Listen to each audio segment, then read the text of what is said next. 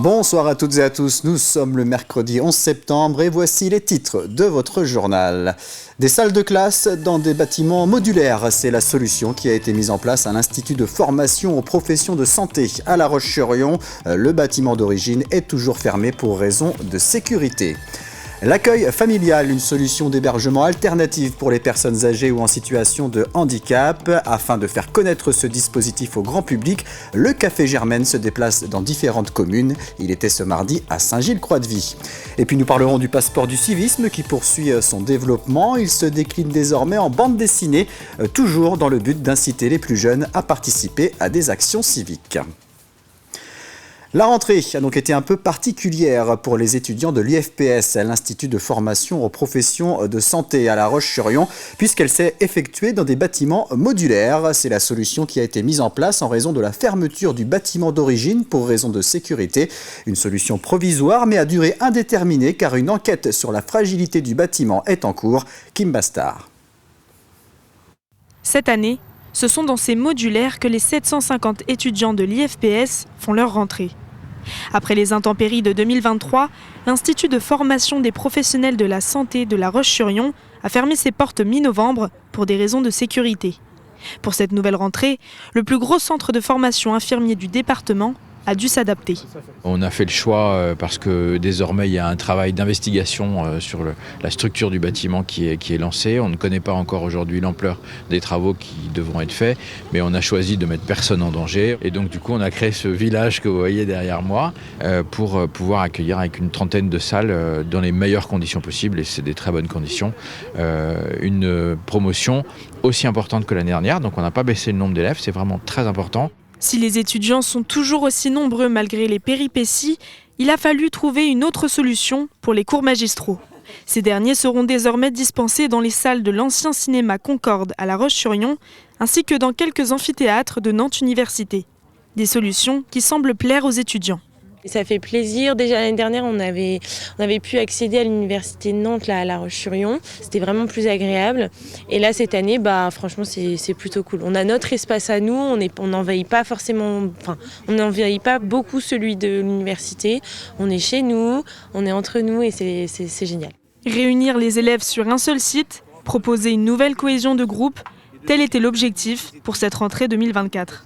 L'an dernier, quand on est parti sur le distanciel, en fait, on s'est rendu compte qu'il y avait des étudiants qu'on pouvait perdre un peu de vue.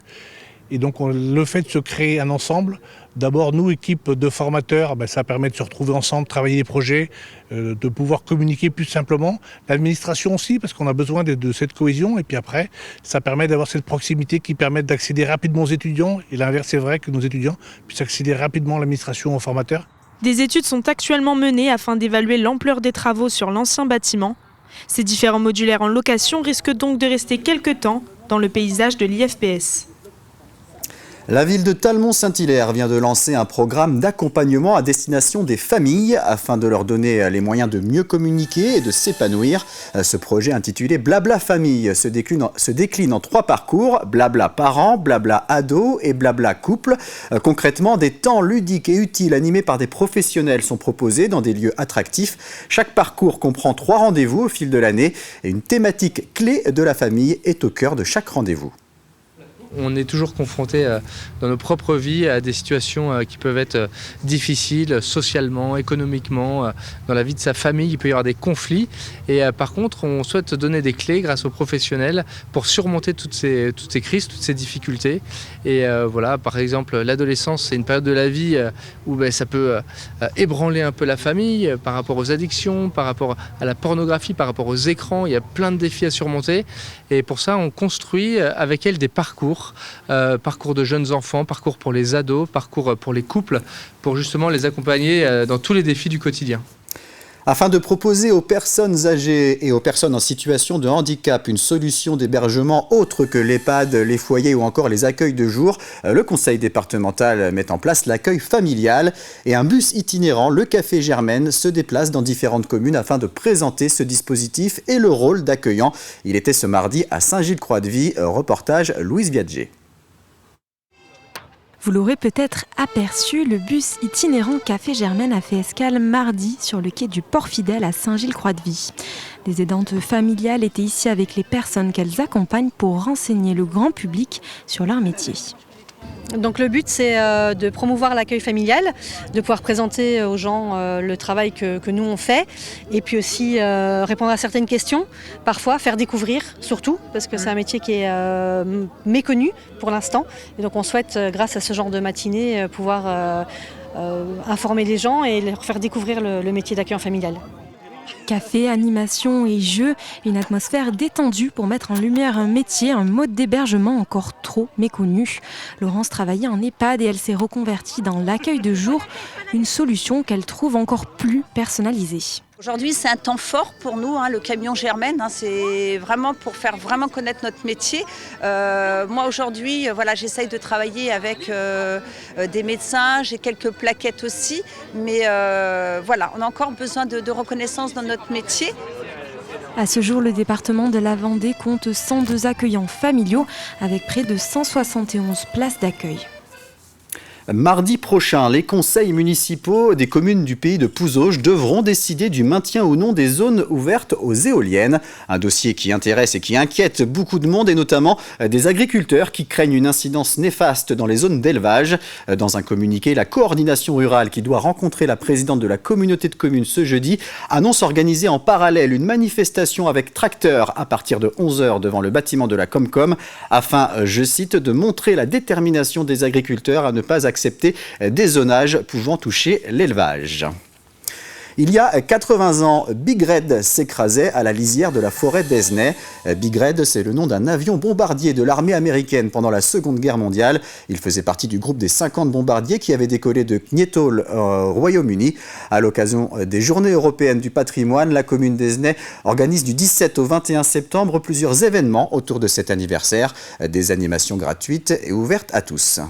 Nous aurons le fils du pilote ainsi que sa famille, ses 6 enfants, ses 9 petits-enfants, 24 membres au total de sa famille, dont aussi sa femme sera présente. Et ils viendront nous rendre visite toute la semaine pour nous épauler et éventuellement aussi participer à cette histoire que l'on va passer comme devoir de mémoire pour tous les jeunes et toutes les autres personnes à Gézina. Ces jeunes aviateurs de l'avion avaient entre 20 et 28 ans. Donc ce sont des jeunes qui sont venus libérer la France et l'Europe, la libérer du nazisme, donc en 1944.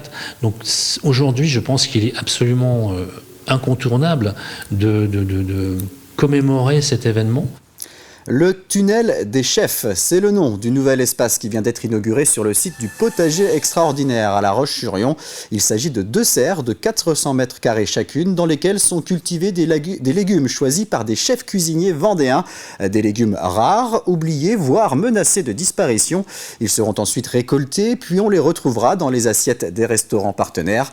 Ce tunnel des chefs s'inscrit dans la volonté du potager extraordinaire de mettre en avant la grande diversité du monde végétal. Le potager extraordinaire a vocation, ça fait partie de ses objectifs et bien même de sa mission, même de sa raison d'être, c'est de promouvoir et d'attirer la curiosité sur le végétal et de montrer qu'il y a autre chose que des courgettes vertes et que des aubergines violettes et que les tomates, on en trouve de toutes les sortes et qu'il y a une grande diversité qui demande à être découverte. Et on pense que c'est une des façons, aussi bien que le parc, nos visiteurs puissent les voir. Nous, on n'est pas des cuisiniers, donc d'avoir des partenaires restaurateurs qui en plus peuvent le faire goûter, ça peut permettre à nos visiteurs de dire vous pouvez poursuivre l'expérience en soirée en allant au Reflet, au Carreau, chez Fleur de Saveur, voilà. Le passeport du civisme, ce dispositif d'origine vendéenne visant à inciter les plus jeunes à participer à des actions civiques, se développe dans toute la France depuis 2015 et il se décline désormais en bande dessinée sous le titre « Jeunes et citoyens ». Elle raconte les aventures de 4 personnages qui découvrent comment l'engagement citoyen permet de s'épanouir. L'ouvrage est même déclinable en fonction de la commune où il est distribué. Plus d'explications avec Mathis Pires. Mieux connaître sa commune à travers une BD. Voilà le défi relevé par l'association du passeport du civisme. On a un enjeu très fort envers la transmission des valeurs civiques auprès des jeunes. Et c'est vrai que la BD, c'est l'outil que chaque jeune peut s'approprier. Voilà, on a des droits, on a aussi des devoirs et ça s'expérimente dès le plus jeune âge.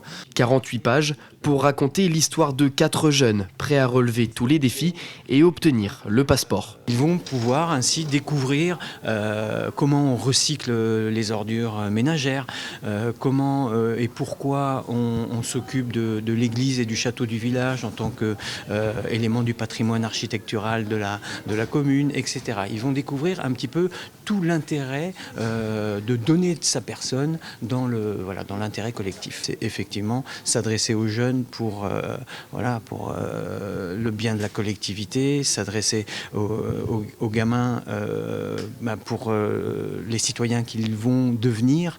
Sensibiliser les enfants au civisme tout en restant ludique. Pour ce faire, le dessinateur s'est inspiré des plus grandes aventures de bande dessinée. C'est un style très simple, je veux dire de la ligne claire à la Tintin, pour que ce soit très mobile, que je puisse adapter mes personnages à X circonstances, que ce soit très facile de compréhension, surtout dans des cas de figure comme ceux-là, bien voir les mains, comment on peut tenir une tête. Aujourd'hui, près de 500 communes et 100 000 enfants participent au passeport du civisme. Avec cette bande dessinée, l'objectif est d'intéresser les 35 000 communes en France.